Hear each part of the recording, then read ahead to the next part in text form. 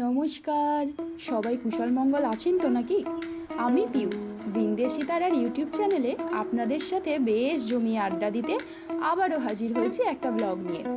এত ব্যস্ততাময় জীবন ও রোজগারের এত কাজের ফাঁকেও এইটুকু সময় ও ভালোবাসা যে আপনারা আমাকে দেন আমার বড্ড ভালো লাগে জানেন। তাই আমার চ্যানেলে আপনাদের অনেক অনেক স্বাগত জানাই। এখন ভোর 5টা, বাড়ির প্রতি রওনা দেওয়ার জন্য আমরা একদম রেডি। ভোর 3:30 থেকে উঠে চলছে দুজনের তোড়জোড়। যদিও সেটা বললে ভুল হবে, আগের দিন থেকেই চলছে। বাইরেটা কেমন অন্ধকার ঘুটঘুট করছে দেখছেন? তামিলনাড়ুবাসীর এখন মনে হয় মধ্যরাত্রি। রেডি হয়ে দুজনে চাবি চোবলা মেরে ভাড়ার গাড়ির জন্য অপেক্ষা করছি। যদিও মনটা একটু খারাপ, 8 মাসের গোছানো সংসার ছেড়ে ফিরতে হচ্ছে। আবার সেই মাসখানেক পরই ফিরতে পারবো। ততদিনে ঘর ধরে ধুলো পড়ে একাকার অবস্থা হবে। তবে এই মন খারাপ বাড়ি ফেরার আনন্দে আর টিকতে পারিনি, বুঝলেন? চলুন, ভাড়ার গাড়ি এসে গেছে, এবার রওনা দেওয়ার পালা। চেন্নাই সেন্ট্রালে যেতে যেতে সকাল হয়ে যাবে। বাড়িটাকে একবার শেষ সময়ের জন্য বিদায় জানিয়ে মনে মনে গৃহদেবতাকে স্মরণ করে আমার গোছানো সংসারের দায়িত্ব তার হাতে তুলে দিয়ে এবার নিশ্চিন্তে বেরালাম। গাড়িতে সব ব্যাগপত্র লোড করে নিয়ে গন্তব্যের উদ্দেশ্যে রওনা দিলাম। ট্রেনের সময় সকাল 7টাতে। দীর্ঘ 26 ঘন্টার পরেই বাড়ি ফিরতে পারবো। ট্রেনের মধ্যে সময়টা অনেকটাই কাটাতে হবে, তবে একা থাকলে হয়তো একটু বিরক্ত লাগতো। দুজনে আছি যখন ঠিক সময়টা কেটেই যাবে। অবসর সময়ের জন্য নিয়ে নিয়েছি বই, ফোনে নিয়ে নিয়েছি কিছু অডিও স্টোরি, সিনেমা। আশা করি সময়টা ঠিক কেটে যাবে। দীর্ঘ 8 মাস হলো কেটে গেছে ও রাজ্য ছেড়েছি। না জানি কত কিছু পরিবর্তন হয়ে গেছে। বাড়ির লোকের মুখগুলো ভেসে উঠলেই মনটা বড় মুষড়ে পড়তো।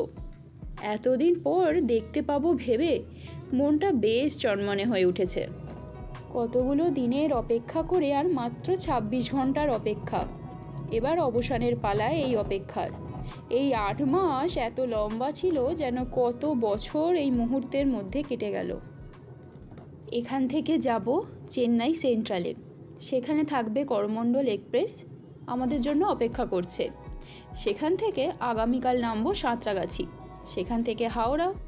ব্যাস, তারপরই তারকেশ্বর লোকাল চড়ে পৌঁছে যাব আমাদের ভালোবাসায়, অর্থাৎ আমাদের শান্তির নীড়, আমাদের বাড়িতে। সকাল 7টাতে ট্রেন, তবু তাড়াতাড়ি একটু বেরিয়েছি যাতে রাস্তায় কোনো রকম অসুবিধে হলে তা সামাল দেওয়া যায়। এমনিতে চেন্নাইয়ের রাস্তা ফাঁকাই পাওয়া যায় না, সব সময় ট্রাফিকে ভর্তি। তবে এখনকার সকাল একটু দেরিতে হয় বলে একদিক থেকে বেশ সুবিধেই হয়েছে জানেন, বেশ ফাঁকায় ফাঁকায় যাওয়া যাচ্ছে। তবে বেশিক্ষণ আর নয়, একটু সকাল হতে না হতেই আবার জ্যামে পড়তে হবে। বলতে না বলতেই দেখুন, এত ভোরবেলাতেও রাস্তায় কত জ্যাম দেখুন। এখানে একটা জিনিস খুবই লক্ষ্য করা যায় জানেন, আমরা যেমন একা থাকলে হেঁটে না হলে সাইকেলে বেরিয়ে যাই স্বল্প দূরত্ব হলে, আর একটু দূরে গেলে স্কুটি, বাইক এইসব সাধারণত ব্যবহার করে থাকি। এখানকার মানুষের মধ্যে দেখেছি জানেন, সবসময়ই 4 হুইলার নিয়ে বেরোনোর একটা প্রবণতা আছে। সে একাই হোক বা দোকা, কাছে পিঠেই হোক বা দূরে কোথাও। এটা হয়তো এখানকার মানুষের একটা ভালো লাগার জিনিস, তাই না? একটা হসপিটাল।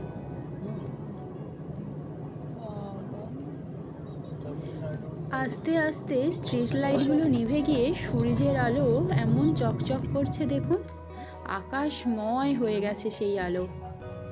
এই সময়টা না বড় আলসেমি লাগে। বাড়ি থাকলে মনে হয় পাশ ফিরে আবার ঘুমিয়ে পড়ি, বাড়িতে থাকলে এতক্ষণে হয়তো ঘুমিয়েই পড়তাম।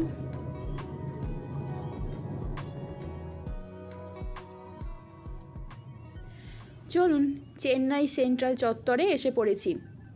এখানে লাগেজগুলো নামিয়ে নিই, তাড়াতাড়ি করে ভিতরে যেতে হবে, দেখতে হবে কোন প্ল্যাটফর্মে আমাদের ট্রেন দিচ্ছে।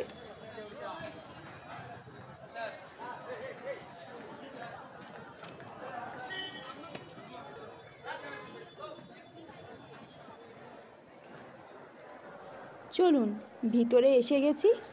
ওই যে ডিজিটাল নোটিশ বোর্ড, সেখানেই দেখুন ট্রেনের টাইম আর প্ল্যাটফর্ম সব দিয়ে দিয়েছে। টাইম 7টা আর প্ল্যাটফর্ম 5-এতেই দিয়েছে আমাদের ট্রেন। চলুন সেদিকে এবার যাওয়া যাক। বড় খিদে পেয়েছে বুঝলেন, সেই কখন একটু লিকার চা আর 2টো বিস্কুট খেয়ে বেরিয়েছি। ট্রেনে উঠে সিটে বসা না পর্যন্ত শান্তি নেই, তারপরেই কিছু একটা পেট পুজো করতে হবে। চলুন, এই যে ট্রেন দাঁড়িয়েই আছে। চলুন সিট নাম্বার খুঁজে লাগেজপত্রগুলোকে গুছিয়ে ঠিকঠাক করে রাখতে হবে। আগে পৌঁছলেই বেশ সুবিধে হয় জানেন, আপনারা যারা মেলে সফর করেন তারা অবশ্যই জানবেন। আগে পৌঁছালে ব্যাগগুলো রাখার বেশ ভালো জায়গা পাওয়া যায়। চলুন তাহলে যাত্রা শুরু করা যাক। এই যে মোটামুটি ব্যাগপত্রের একটা হিল্লে করে এখন বসে আছি ট্রেন ছাড়ার অপেক্ষায়। দুগ্গা দুগ্গা বলে যাত্রাটা শুরু করা যাক। এই যে এই কেকটা বানিয়েছিলাম কাল, 2-in-1 ফ্লেভার আছে এতে, ভ্যানিলা আর চকলেটের কম্বো। এখন দুপুর 1টা মতো বাজে। লাঞ্চ অর্ডার করেছিলাম, চলে এসেছে। ট্রেনের সফর, তাই পেটটা ভালো রাখতেই হবে, তাই ভেজ থালি অর্ডার করেছি। দিয়েছে ডাল, ভাত, 2টো সবজি আর আচার, সাথে এক্সট্রা রাইসও আছে। চলুন খেয়ে নেওয়া যাক। কর্তা নিজের সিট থেকে আমার সিটে চলে এসেছে, এখানেই একসাথে লাঞ্চ করব বলে।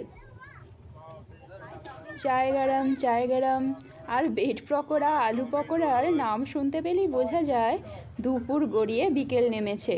লাঞ্চটা অনেকক্ষণই হয়েছে বুঝলেন, আর তার সাথে ট্রেনের সফরে অগাধ খিদে যেন পেটেতে উঁকি মারতেই থাকে। তাই কর্তা গিন্নি একটু কফি আর পকোড়া নিয়ে নিয়েছি, সাথে আবার একটা টমেটো সসের পাতাও দিয়েছে। দাঁড়ান খেয়ে দেখি। গরম গরম হলে কোনো খাবারই কিন্তু মন্দ লাগে না, বেশ ভালোই লাগে।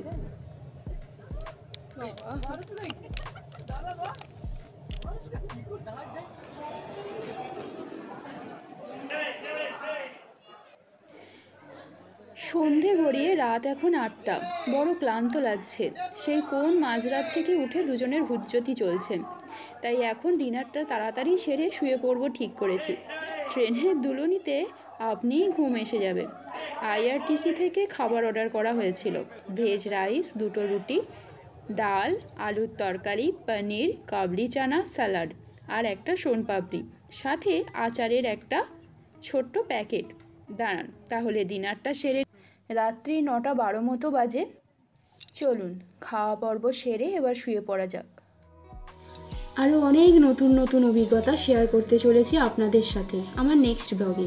আজকের এই অভিজ্ঞতা যদি আপনাদের ভালো লেগে থাকে তাহলে একটা লাইক শেয়ার অবশ্যই করে দেবেন। আপনারা ভালো থাকবেন, সুস্থ থাকবেন, সবাইকে ভালো রাখবেন, সর্বোপরি নিজে ভালো থাকবেন। এখানেই আমার ব্লগটি শেষ করলাম।